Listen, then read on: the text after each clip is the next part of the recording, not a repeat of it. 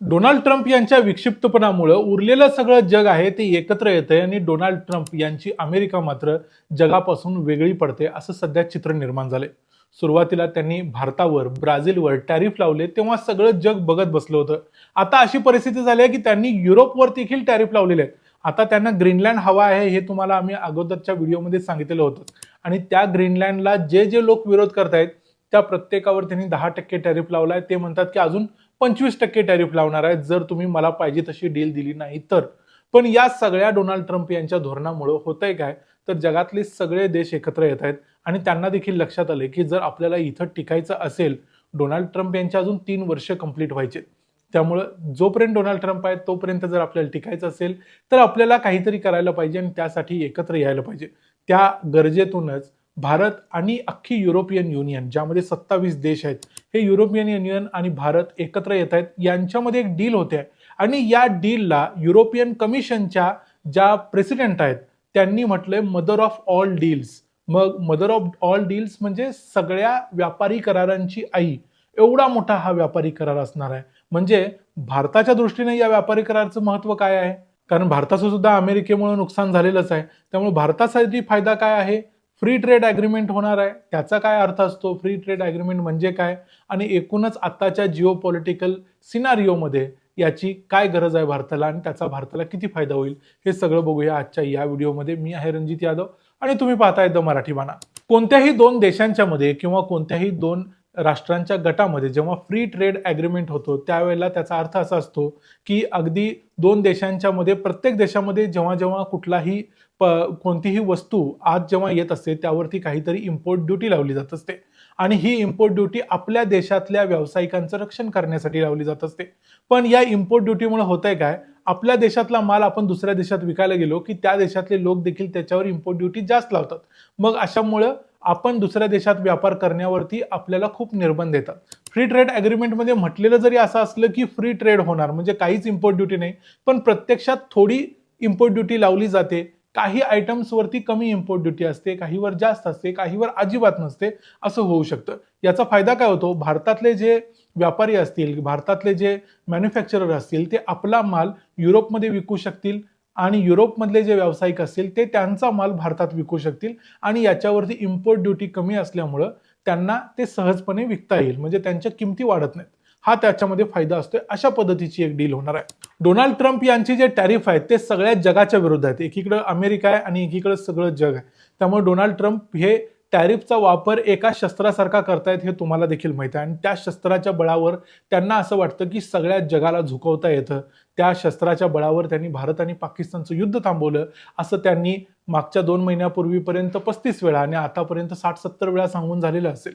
पण तरी देखील त्यांनाही हे समजत आलेलं असेल आता की या टॅरिफचा नुकसान खरं तर अमेरिकेतल्या लोकांना जास्त भोगावं लागते.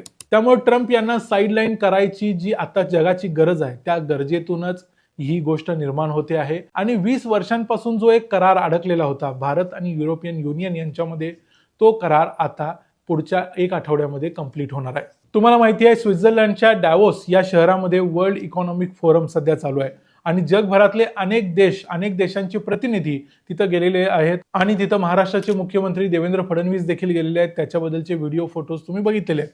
या वर्ल्ड इकॉनॉमिक फोरमच्या स्टेजवरून युरोपियन कमिशनच्या ज्या प्रेसिडेंट आहेत त्या उर्सुला व्हॉन डर लेयन यांनी असं सांगितलं की भारताबरोबर ते एक जे करार करतायत या कराराच्या अगदी काठावर आम्ही येऊन पोहोचलेलो आहे आणि हा करार जर झाला तर तो मदर ऑफ ऑल डील्स म्हणजे सगळ्या व्यापारी करारांची आई असेल. मग असं म्हणण्याचं कारण काय, तर हा करार करणारे जे 2 देश आहेत म्हणजे युरोपियन युनियनमध्ये 27 देश आहेत आणि दुसऱ्या बाजूला आहे भारत. त्यामुळे भारताचा जीडीपी आणि अख्ख्या युरोपियन युनियन मधल्या 27 देशांचा जीडीपी जर एकत्रित केला तर जवळजवळ 20 ट्रिलियन जीडीपी होतो. जगाच्या एकूण जीडीपीच्या जवळजवळ 25% एवढा मोठा जीडीपी होतो. यामध्ये 200 कोटी लोकांच्या आयुष्यावर परिणाम करेल एवढी मोठी बाजारपेठ निर्माण होणार आहे. मग हा भारताच्या दृष्टीने देखील फार महत्वाचा फायदा असणार आहे. 2007 पासून या ट्रेड डील बद्दल चर्चा चालू होती. ती सुरुवातीला चालली, नंतर बंद पडली, नंतर चालली, नंतर बंद पडली, असं होत होत गेलं. पण आता असं झालंय की डोनाल्ड ट्रम्प यांच्यामुळे अमेरिकेबरोबर व्यापार करायला युरोपियन युनियनला देखील जमेना, भारताला देखील जमेना, चीनला देखील जमेना, कुणालाच जमेना. मग या सगळ्या प्रॉब्लेम मधून ह्यांच्या लक्षात आले की आता अमेरिकेबरोबर व्यापार करण्यापेक्षा एकमेकांच्या बरोबर व्यापार करण्यावरती जास्त लक्ष द्यायला पाहिजे. त्यामुळे येत्या 26 जानेवारीला युरोपियन युनियनचे प्रेसिडेंट अँटोनियो कॉस्टा आणि युरोपियन कमिशनच्या president Ursula von der Leyen हे दोघे देखील भारतात येणार आहेत. भारतात 26 जानेवारीच्या कार्यक्रमाचे ते प्रमुख पाहुणे असणार आहेत आणि या कार्यक्रमाच्या नंतर 27 जानेवारीला कदाचित भारत आणि युरोपियन युनियन यांच्यामधला हा फ्री ट्रेड ॲग्रीमेंट म्हणजेच mother of all deals sign केला जाऊ शकतो असं सध्या बोललं जाते. हा करार जर झाला तर भारताला त्याचा जबरदस्त फायदा होणार आहे. भारतामधले हे जे मी खाली सांगतो ते व्यापार आहेत, जसं टेक्स्टाईल्स आहे, गारमेंट आहे, लेदर इंडस्ट्री आहे, इंजिनिअरिंग आहे, मॅन्युफॅक्चरिंगमध्ये असेल मोठ्या प्रमाणावर, फार्मा इंडस्ट्री असेल, IT सर्व्हिसेस असतील किंवा फायनान्शियल सेक्टर्समध्ये देखील काही लोकांना एंट्री मिळेल युरोपियन युनियनमधल्या अनेक देशांमध्ये जायला. भारतातल्या व्यापारी करणाऱ्या अनेक लोकांना युरोपियन युनियनमध्ये सहजपणे व्हिसा मिळेल. या गोष्टी होतील. युरोपियन युनियनच्या दृष्टीनं भारतामध्ये त्यांना कार विकणं, वाईन्स विकणं, इतर एक्झॉटिक आयटम्स विकणं हे सगळं विकणं सोपं होणार आहे. त्यामुळे यातले मी सांगितल्यापैकी काही जर बिझनेसेस तुमचे असतील तर तुम्हाला या होणाऱ्या युरोपियन युनियन बरोबरच्या डीलचा फायदा होणार आहे. उर्सुला वॉन डर लायन यांच्या त्या भाषणामध्ये त्यांनी असंही सांगितलं की एक इंडिपेंडंट म्हणजे स्वतंत्र युरोप निर्माण करण्याची आता योग्य वेळ झालेली आहे. या वाक्यातून हे स्पष्ट होतं की आतापर्यंत युरोप हा स्वतंत्र नव्हताच की काय. त्यामुळं येत्या काळात अमेरिकेच्या शिवाय एक वेगळी वर्ल्ड ऑर्डर निर्माण केली जाईल, ज्याचा उल्लेख कॅनडाच्या पंतप्रधानांनी देखील 2 दिवसापूर्वी बीजिंगच्या दौऱ्यावरती केला. म्हणजे कॅनडानं असं सांगितलं, जो कॅनडा अमेरिकेचा इतका जवळचा मित्र आहे त्यांनी देखील सांगितलं की अमेरिकेशिवायची एक नवीन वर्ल्ड ऑर्डर निर्माण केली जाईल आणि त्या निर्माण करण्याच्या दिशेनंच हे आता पाऊल पडतंय या फ्री ट्रेड ॲग्रीमेंटच्या दृष्टीनं.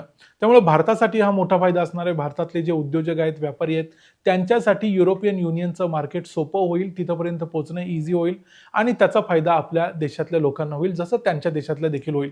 या संपूर्ण मुद्द्यावर तुमचं काय मत आहे? भारतानं जे ॲग्रीमेंट केलंय ते चांगलं केलंय, त्याचा कितपत फायदा होईल याबद्दल तुमचं काय मत आहे ते आम्हाला कमेंट्समध्ये सांगा. व्हिडिओ आवडला असेल तर व्हिडिओला लाईक करा, चॅनलला सबस्क्राईब करा. पुन्हा भेटू पुढच्या व्हिडिओमध्ये. तोपर्यंत पाहत राहा द मराठी बाणा. जय हिंद, जय महाराष्ट्र.